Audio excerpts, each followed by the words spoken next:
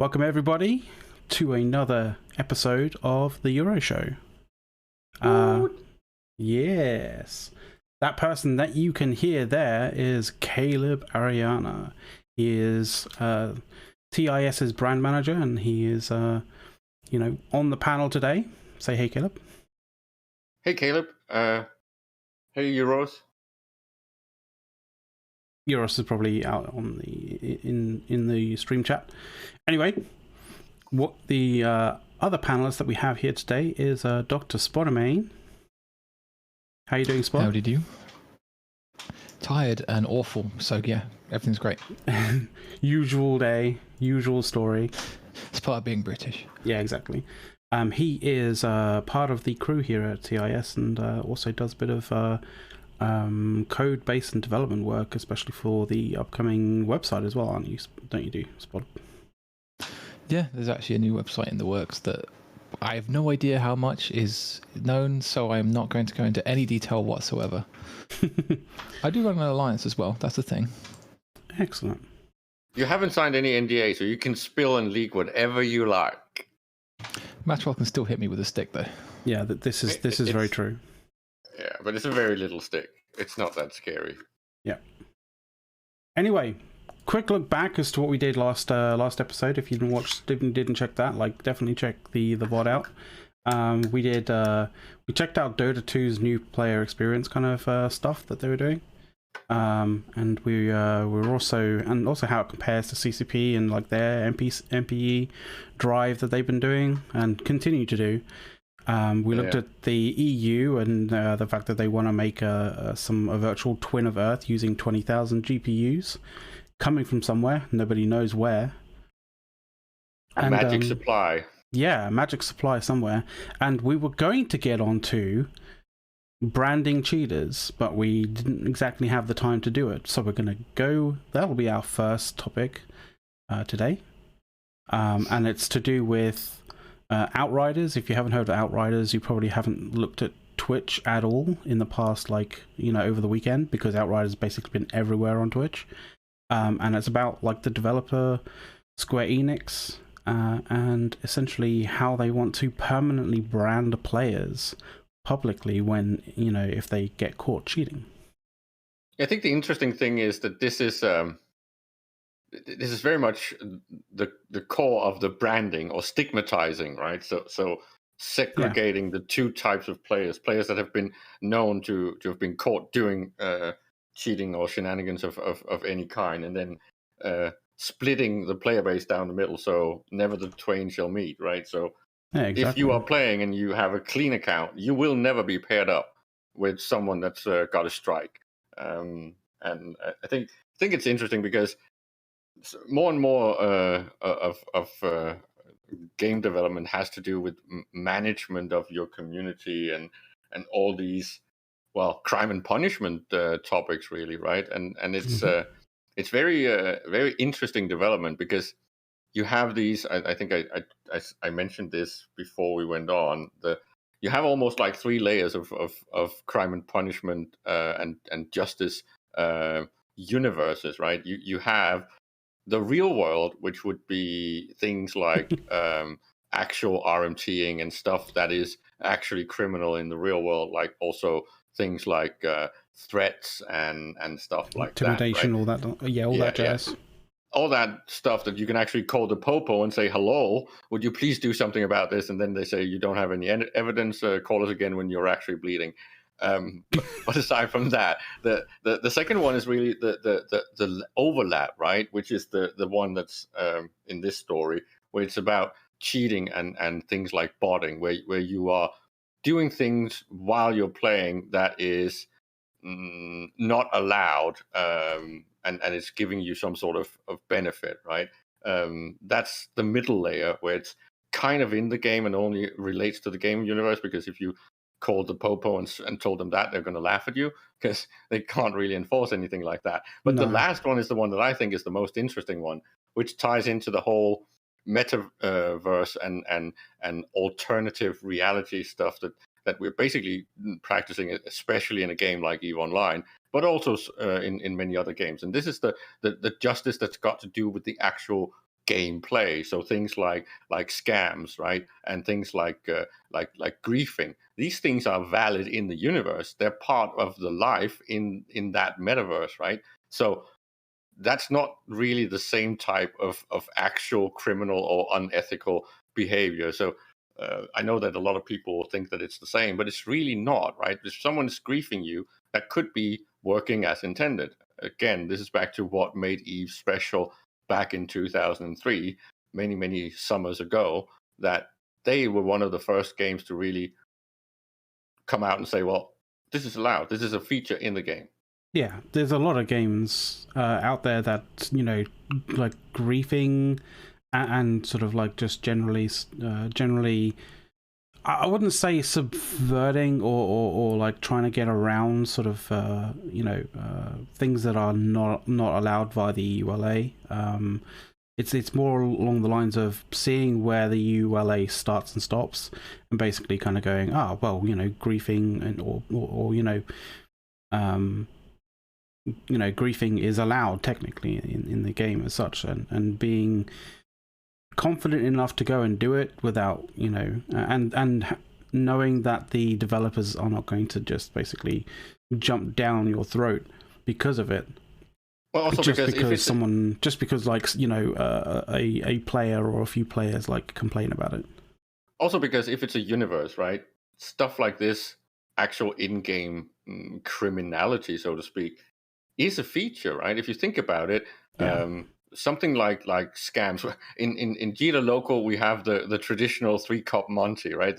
The whole thing of the card scams and things like that, just like you have in streets in real life. You also have can flippers, right?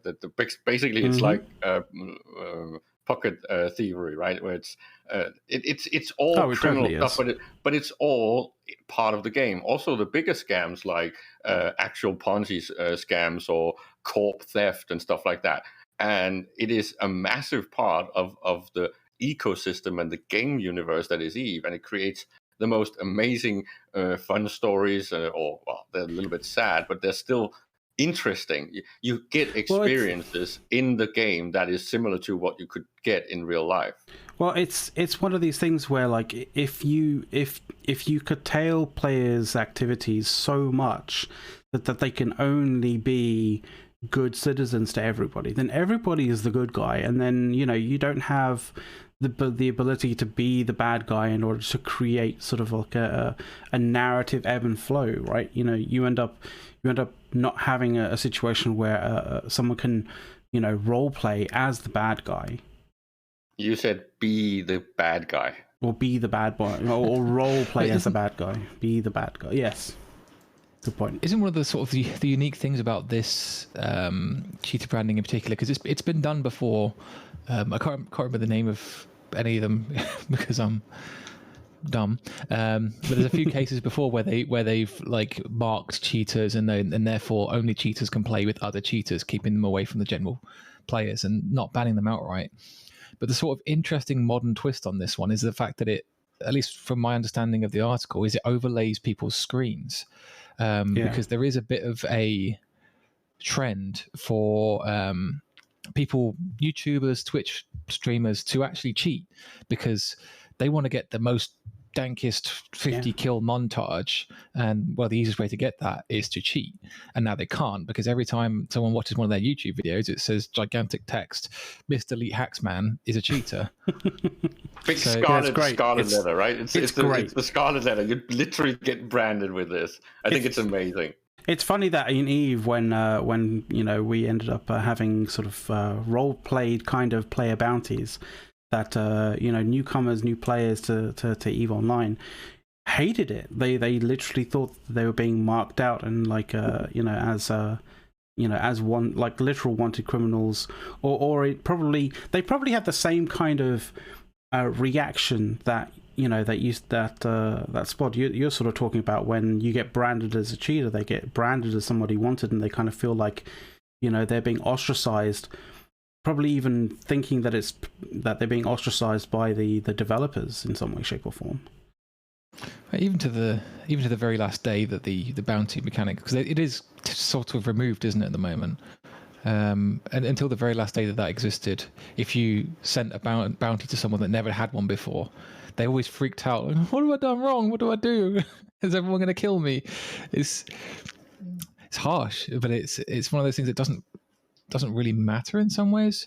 I think it's also the terminologies and nomenclature stuff when it comes to the bounty hunter system, because the way it's presented is that players will be confused and think that it's like the system or something, that you did something that's wrong or illegal, where in effect it's really more like a marker or a wet works contract for criminal groups, right? And it's me that wants you dead, so I'm putting out a marker, and it's very much it's more a John Wick scenario than anything else, right?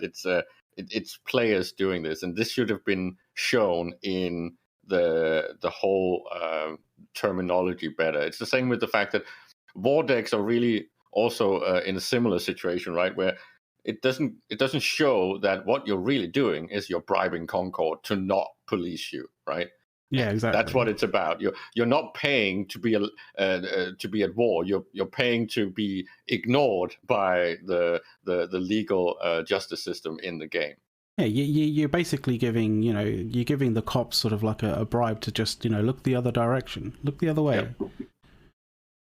And on the Eve side of kind of branding or punishing cheaters, there's been something that's been rumored for a while that is coming to Eve eventually. Maybe not Tranquility, maybe Serenity, but there's rumors of a mechanic that will basically, if you get caught doing something bad, maybe sort of first time botting offense, you get put in a bit of a work camp, and you have to go out and do some miserable mining until you pay off your debt to society. It seems like CCP might be trying to get on that train of rehabilitating cheaters, shall we say, versus just kicking them out of the game. Well, there's an interesting comment in the stream chat actually from Wolfden Wombat about the fact that he an anecdote of it. Essentially, he had a friend griefed out of the game and cancelled 3 accounts because of it. Like, there's clearly a sort of like a gap between what CCP should allow players in the game to be able to do, and trying to stem the sort of like the amount of players exiting the game because of it. Like, I imagine CCP could probably set up a bunch of a way or a means to sort of filter out those people who seem to be getting griefed, and are probably young enough to the game to not know how to deal with it, and probably get in touch with them in some way, shape or form to explain the situation and maybe explain ways of how to mitigate like their current kind of problems. Well, this is back to one of the things that's happened over the many years, or I'm even inclined to say decades now. From the get-go, HiSec was supposed to be more safe, at least for things like kills and destructions.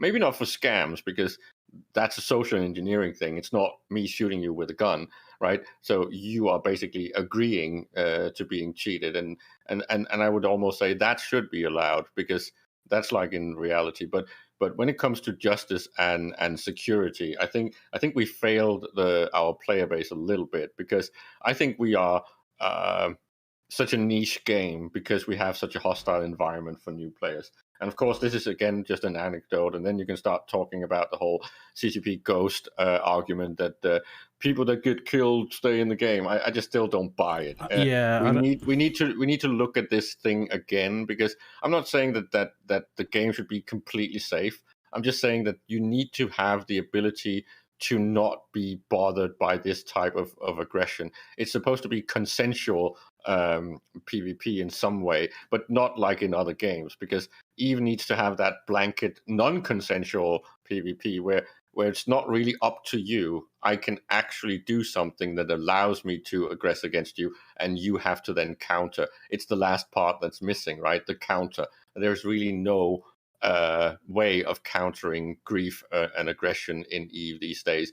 And then the griefers will say, "Oh, of course there is. You just have to do," and then they start doing a checklist, which is like reading a small PhD. Yeah, but I think regarding this particular topic, because there's so many different avenues and so many different kind of directions we can go with this particular topic.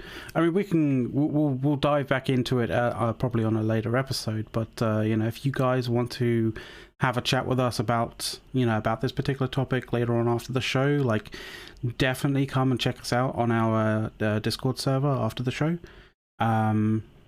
Obviously, if you're enjoying the show and you're not a follower on the Twitch channel, definitely hit a follow if you're liking what you're watching. If you are watching this as a VOD on Twitch or YouTube, then check us out. Get subscribed to the YouTube channel. Click all the things. And click all the buttons. things. And support us and link us to your friends and join the Patreon and join the Discord and all that stuff. And all of that stuff, yes. Also, if you want to actually get one of your segments in the upcoming advert segment, you can submit your actual own videos for a small token cost. Yes. I was about to go onto that because we are going to go to an advert break, and these are those particular advert breaks where you all get to see, both sort of like the usual sort of CCP created adverts, as well as your own. If you if you want to have your advert here to present and showcase either your organization or your community, or maybe a product that you have that you want people to know of. Anyway, with that said, let's go to the advert break and we'll be back in a moment.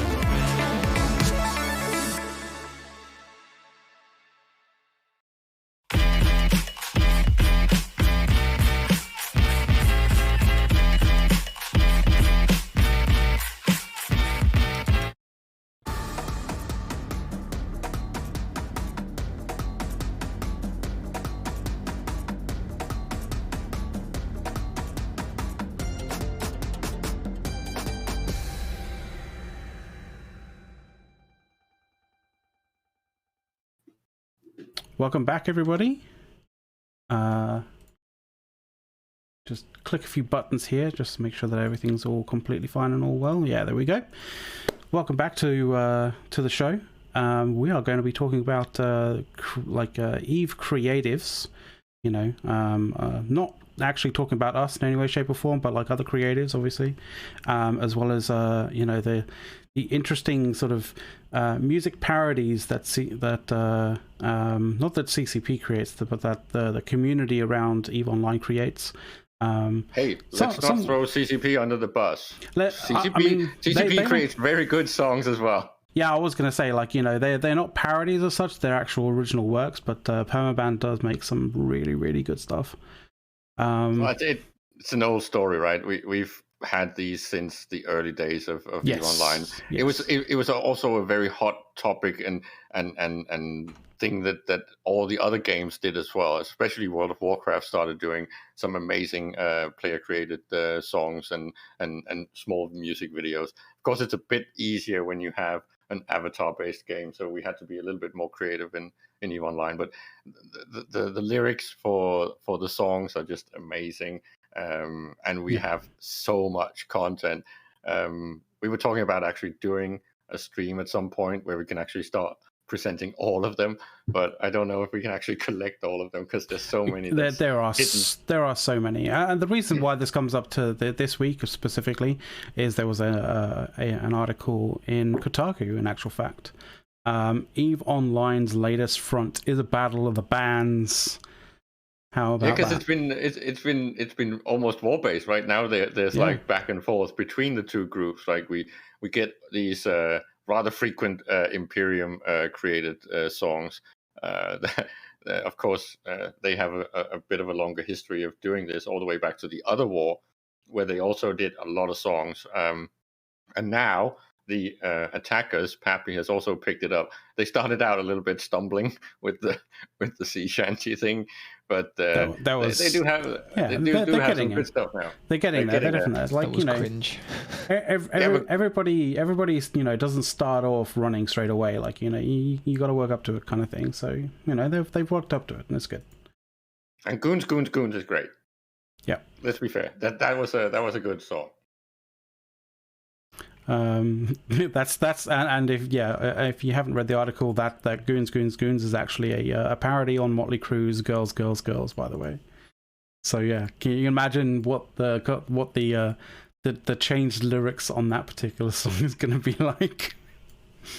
Oh, that's an interesting point actually in the article there, that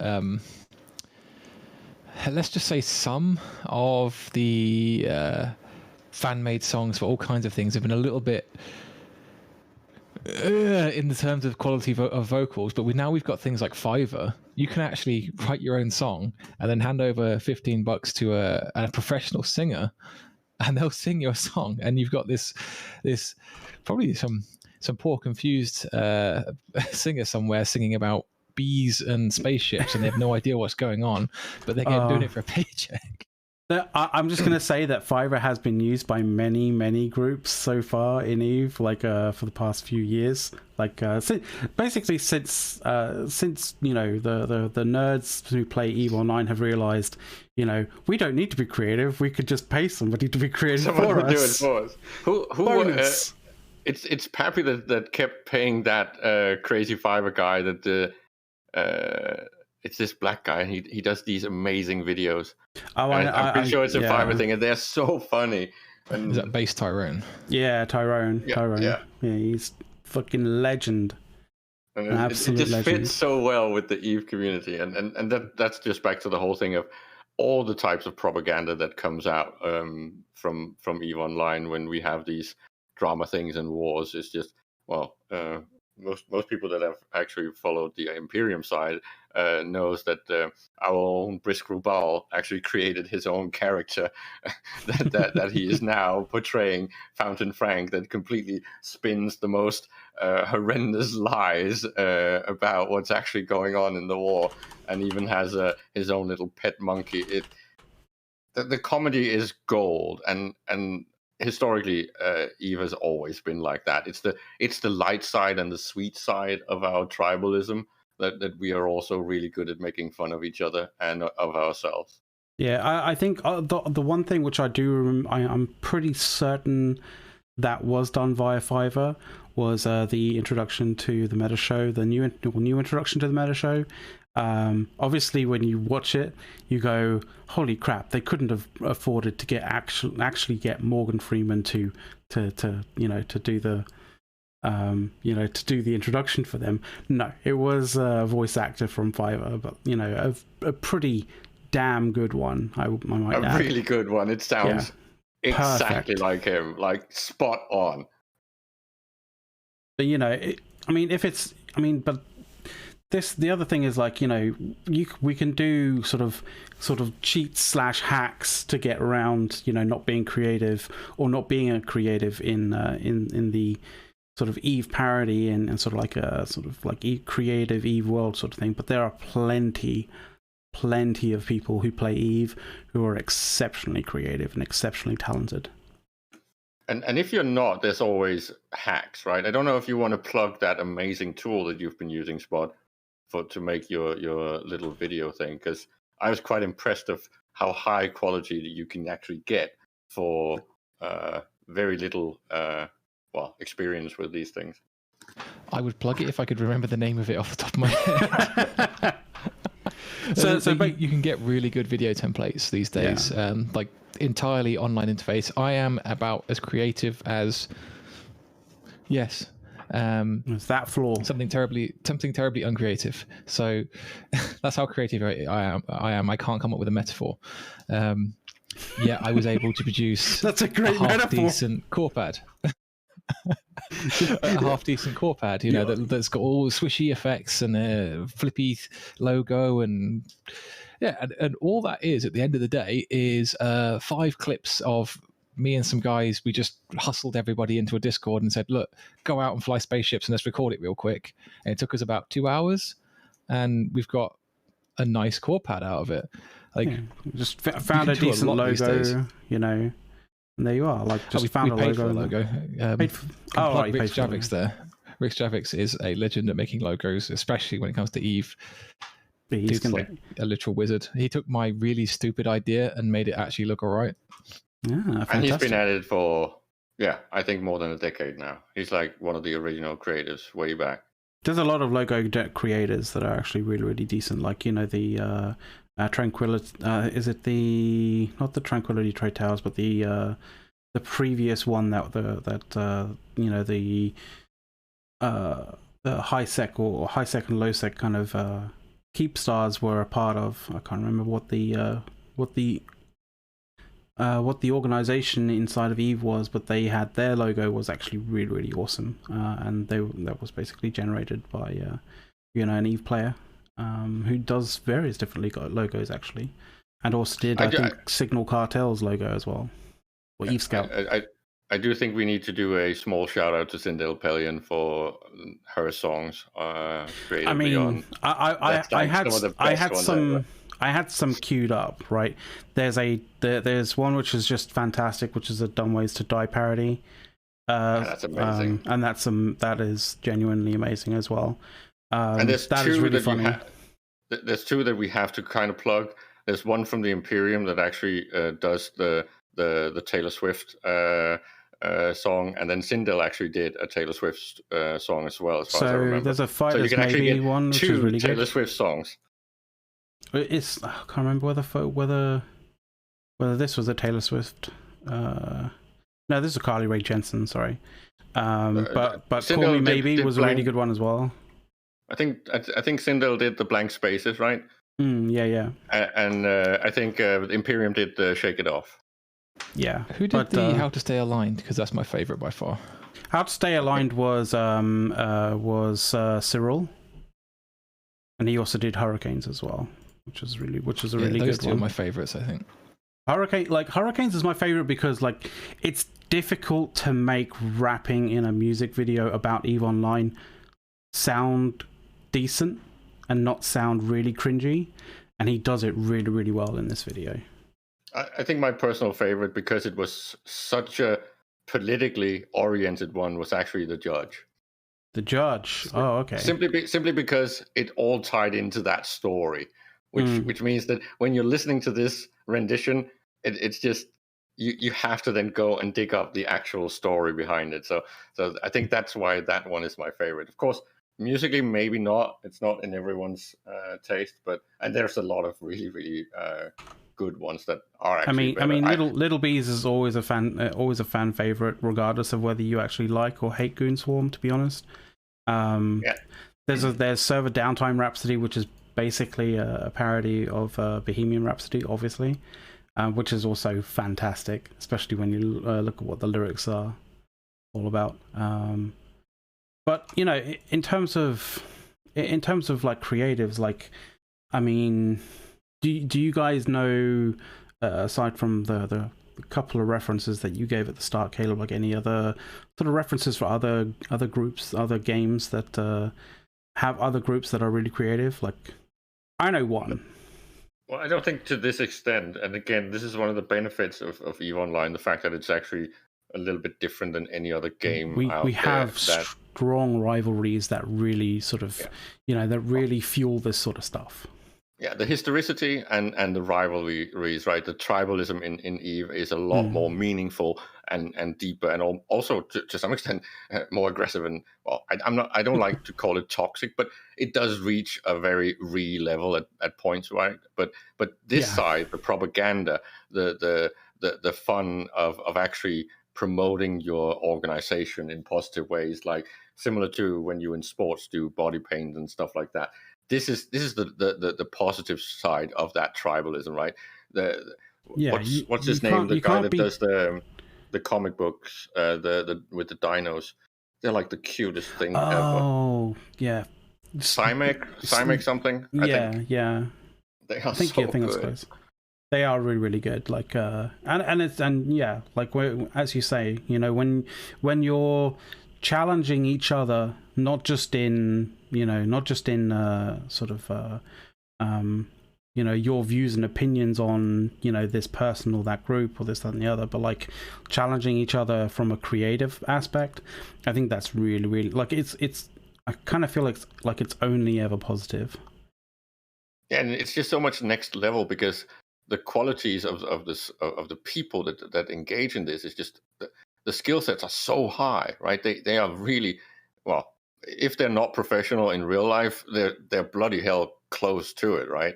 Yeah, and so, but the other kind of thing is like even when it's not like really fueled by drama, fueled by like rivalries and hate and stuff like that, you get such amazing levels of creativity. Like a few examples would be the Clear Skies. Yeah, that's the top, right? Are fantastic. Like the top of our, that's like that's kind of pinnacle. Only a little shy from that is things like that Rooks and Kings came out with Clarion Call and that kind of stuff, which is just that's like fantastic. The top of the creative potential that you can really reach in EVE Online. You telling me Clarion Call is not a documentary? Well, it kind of is. I mean, though, some of the stuff that they came out with, like they wouldn't look out of place as sort of a sort of a narrative from like Lord of the Rings or something like that. Like it's just fantastic. It helps that Maldoror's voice is like epic, right? It is very true. You hear his voice and it's just like, oh my god, this story time. It is. It's fantastic. I would say though that like there are some other obviously we don't. It's the sort of the topics and the stories and stuff included in that kind of thing aren't anywhere near as deep and involving as like EVE stuff. But like if you've not heard of another kind of parody group that does things with for parodies for other games called Viva La Dirt League, like their stuff is good, like really, really good. If you haven't heard of those guys, like you should definitely check these guys out as well. They make a lot of, and it's a lot of, they generally tend to concentrate on like comedic moments in playing games, that kind of thing. So just like sort of generalized comedic sort of, moments in playing games of various different forms. You have things like obviously they got the sort of PUBG stuff. They've also got like, obviously, where's the playlist? They also do the pen and paper Dark Souls, just general FPS, Escape from Tarkov stuff, Dungeons and Dragons stuff, Apex, all sorts of different things. Probably my most favorite is actually a group of a series that they call Board. And it's just essentially, you'll just love it. Like, just watch it at some point. You'll absolutely love it. They've done so many that they have supercuts that are like 4 hours long of them. That's just genuinely amazing. The female breastplate. Yeah, it is maybe the best one ever. that big fucking full torso breastplate, and then when she's handed the same reward, it's like little bikini things. Like what? Yeah, it's completely ridiculous. It's so good. And then when she drops it, it turns into the proper Chorus again. It's like, oh my god, this is just too funny. But anyway, we should probably leave that there and go on to the next topic, as it were. But before that, we should probably check out some of these ads.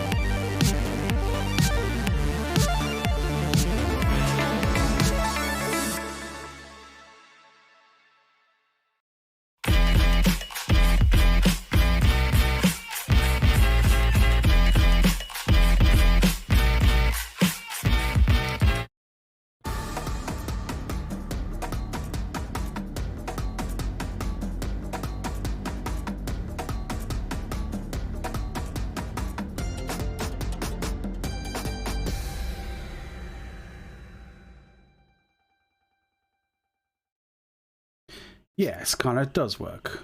Anyway, on to topic number 3 of the show.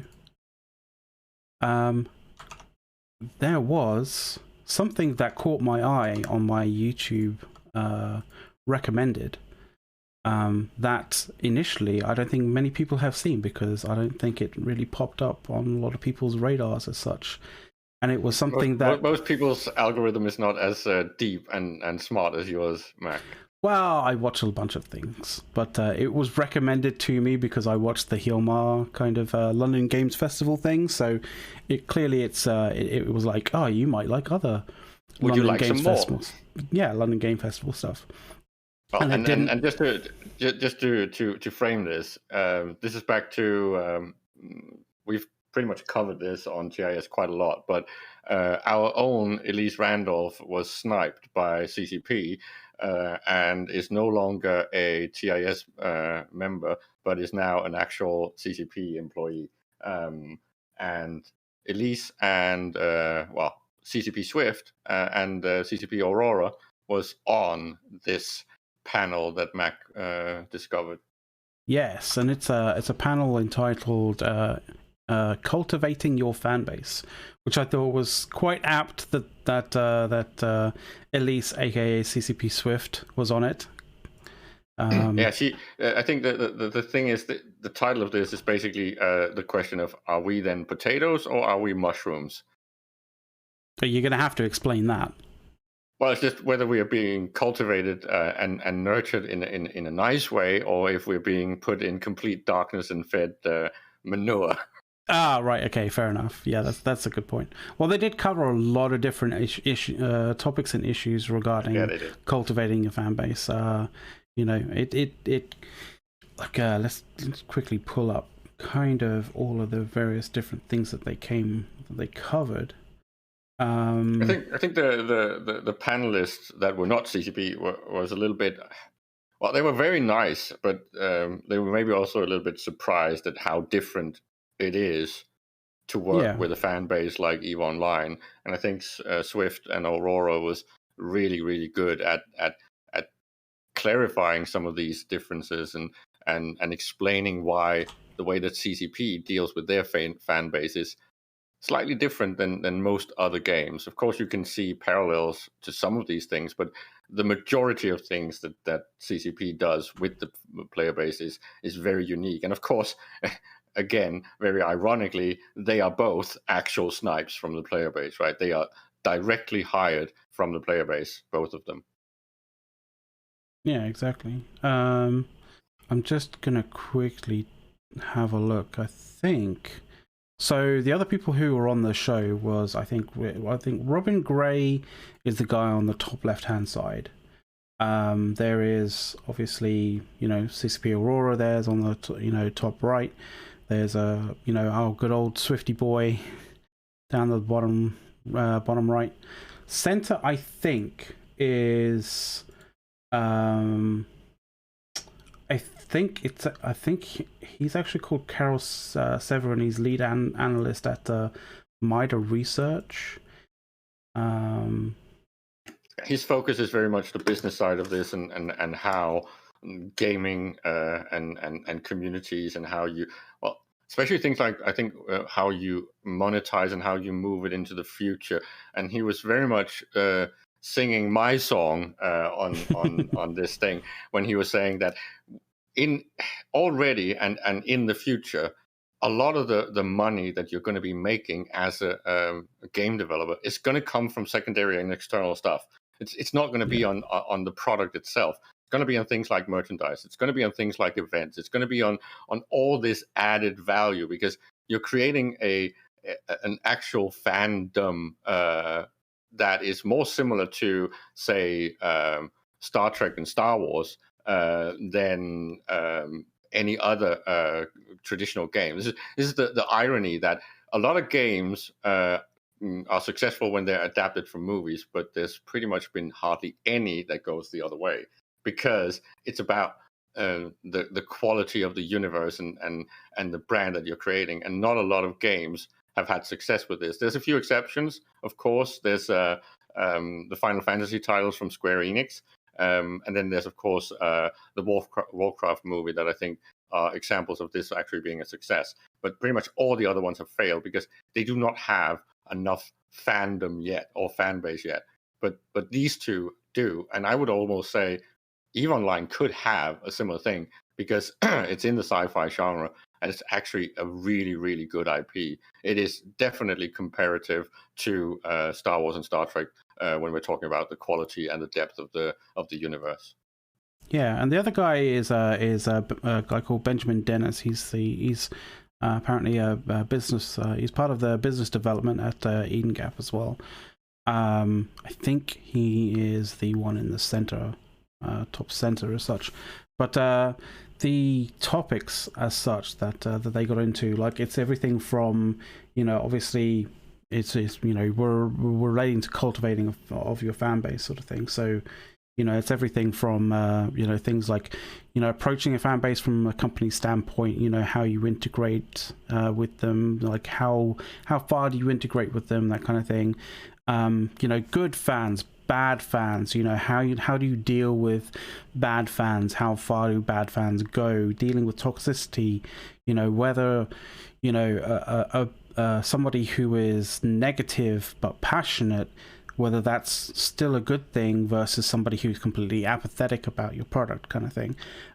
They talked about there was an interesting thing regarding some statistics, basically saying that gamers over-index more than most other media consumers. That basically meaning, us as gamers are more likely to consume other forms of other forms of entertainment, rather than, as opposed to people who just listen, who don't game but listen to music, are less likely to, consume media from other kind of avenues, that kind of thing. So gamers are basically sort of some of the highest cross, it's the top of the consumer food chain, right? It's the last step on the ladder. Everything else, when it comes to, we're top on the pyramid there. Yeah, we are the biggest spenders and consumers, which is also a well-known fact, right? It's something that definitely game developers have taken advantage of, but not as much as they could, in my opinion. Yeah, I think and the only they one that also does is Blizzard, right? yeah. I mean, they definitely came onto the sort of hiring from the player base sort of thing, which I know that Blizzard has done and still does do. For example, a guy called Ian Hazikostas. He is now the game director for World of Warcraft, and he used to be a former World of Warcraft player. I guess he probably still does play World of Warcraft, but he started off, not as a member of staff for Blizzard, and now he's the he's now the game director for World of Warcraft.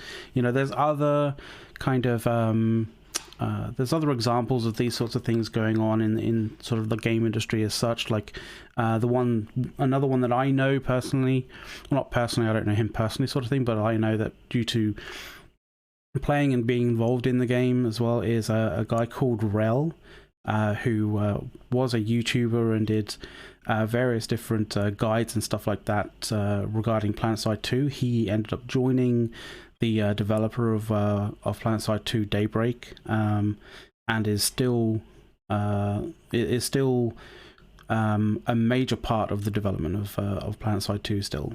Like, so there's lots of avenues and lots of areas of how the game industry sort of helps foster and develop their fan base, and gives them opportunities in the IPs that they love. I think that's almost well, I don't know if I can call it a tragedy, but it is a little bit of a tragedy that CCP is extremely good at nurturing their fan base, in my opinion. They're really good at making them feel engaged and getting them to do all these things like the creative content, and especially after the big shift that came with Andrew Groen, when I believe that CCP realized that their main product is actually their player base, because those are the stories and those are the lives that really matter. Of course, the backdrop should be good and should be engaging, but when we're talking about what EVE is really about, it's about the players, right? And when that shift happened, they became really good at engaging and interacting with us. So the fact that they can't figure out how to really make bank on this is a little bit sad, right? Because there's so much potential money. It's the whole leaving money on the table. I think it was actually exactly quoted in that interview. They actually talk about the money that's being left on the table, and I think the future of EVE Online, if we get into the next decade in a healthy way, I hope that they will be better at doing this. Isn't some of that a product of EVE being so niche? Like one of the things that almost nearly kind of sort of happened and has been demanded and wanted for ages is like an EVE tie-in, either movie or TV show. But the problem is the EVE active fan base, I suppose you could call it, in terms of just the raw numbers that you can guarantee will come from that fan base and consume that media product. So in our case, the sort of guaranteed ticket sales for your EVE movie isn't actually that high a number when it comes to producing a movie. Whereas Warcraft, that's got millions upon millions of subscriptions, so they can almost treat that as the box office for their movie has already got millions and millions of essential pre-orders, because that these people are invested in the game and they're gonna watch it. Well, you need to essentially use the stories and the story arcs and the characters from EVE sort of fiction, sort of from the EVE player sort of stories and stuff like that, and put them into something that isn't specifically rubber stamped and sort of a CCP product, or have EVE like plastered all over it, but basically be something akin to sort of akin to sort of like, say, The Expanse or something like that. Well, I think the problem is that CCP is not very aggressive in their marketing. I think no, they're not. This is where the main problem is, right? Things like all the product that they've made over the years, right? I was a huge fan of the Eon magazine, but again, it was a physical magazine and they never transitioned into a digital one, right? Which is just in my opinion, it's just dumb. It's missed opportunities, right? And it's the same with the fact that they have these amazing books that were produced, and they're just not pushing them very well. Back to the fact that we have a player TV show and we do adverts. CCP's adverts are actually the in-game ones. They're not advertising their own products. Why are they not advertising things like Andrew Groen's books hardcore? This is the type of content that would basically boost their brand, right? Yeah, they need to get us to buy more, get more of the content. The fact that ideally we should all have models of the ships, we should all have posters, we should all have the mugs, but ironically, we are more likely to have stuff that other players have created, right? We have TIS mugs, we have Imperium mugs, we have Imperium T-shirts, we have all this merchandise, but it's player to player. It's not CCP to the player base. Yeah, like I mean, I've got a fair amount of like random player merchandise, but like very few actual, legitimately from CCP or from CCP's like, merchandise company of choice, and it's a crying shame. They should have more adverts, for sort of things like Eve Pulse, advertising their products, and even if it's not actually physical items, but like in-game items like skins or this, that, and the other, they should definitely do that sort of stuff. And then use their own adverts, because some of them are really, really good, but use that energy to make something that's actually based on actual products. And again, back to the Andrew Groen book, I can't get my hands down when it comes to those books. They are amazing. They are visually amazing, and the fact that you're reading stories that you were part of is just mind-blowing. And even if you haven't been part of it, knowing that this game has that much deep history, these things should be made into documentaries, in my opinion. And CCP should do it with Groen, and then use that as massive marketing push, because it's always a bit of the thing is, and I understand kind of when it comes to marketing sort of player history, that it's a bit of a minefield for CCP, because they don't want to be seen to be pushing a particular narrative or a particular side of a story, because every single story has two different sides, or more than two different sides. And if you as the company who hosts the universe, the ongoing kind of story of EVE Online, player stories, or or any other kind of stories kind of thing, it's always awkward and difficult to be able to figure out what would be the best representation of the player history, or what would be the best narrative to use as a story. It's always a really difficult thing. It's just when you've launched something like CCP TV, you should put some stuff on there, and you should plaster it with good content. CCP Swift, that we just talked about, did a massive presentation on the history of doctrines in EVE. That in itself, I know it's a little bit aged now, but all that type of content drives more attention to your brand. And sure, you can talk about favoritism when it comes to stuff like this, but it's Groen's book. He's a historian. He's documented the things the best way he can and as unbiased as he can. And it's legit content. It's not CCP showing favoritism. It's about plowing more and more attention into the brand. Yeah. I think some of the last aspects of the video kind of came onto, they were talking about like partner programs, like finding ambassadors to your IP, and the sort of incentives that they have. CCP kind of like has recently been stepping up quite a lot with the partner program. We are officially a partner of sort of EVE Online's partner program, as is quite a few other groups, other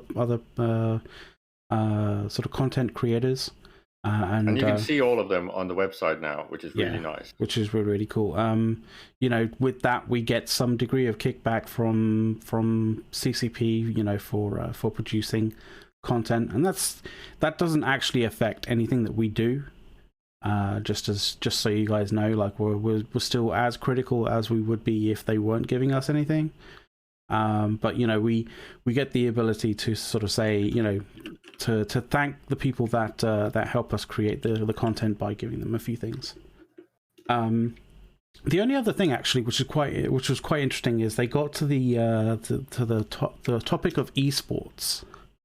Yeah, yeah. That's And I don't want us to sort of to spoil it, because I think that you guys should kind of go and watch it. But they said a few things which might give a few people some hope with regards to esports inside of EVE Online. So fingers crossed on that one, but go check it out for sure. Yeah, that I think that'll about wrap it up for the show. Definitely for this particular topic as well.